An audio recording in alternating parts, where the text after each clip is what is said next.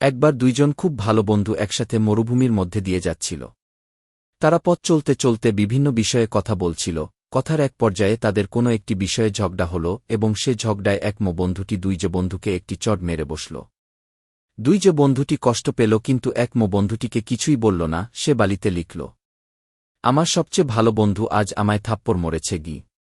বন্ধু দুটি আবার হাঁটতে শুরু করল এবং হাঁটতে হাঁটতে একটি মরুদ্যান এর সামনে এসে উপস্থিত হয়। তারা সেখানে পানিতে গোসল করতে মনস্থির করে।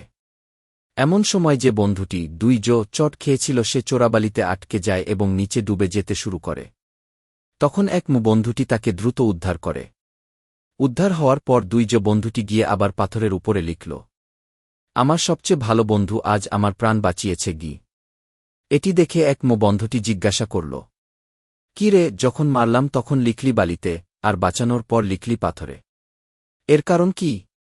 তখন দুই বন্ধুটি উত্তর দিল, যখন আমাদের কেউ কষ্ট দেয় সেটা বালিতেই লেখা উচিত, যাতে ভালোবাসা ও মায়ার বাতাস তা মুছে ফেলে। কিন্তু যখন কেউ আমাদের উপকার করে সেটা পাথরে খোদাই করে রাখতে হয়, যাতে কোনো কিছুই সেটা মুছতে না পারে গি।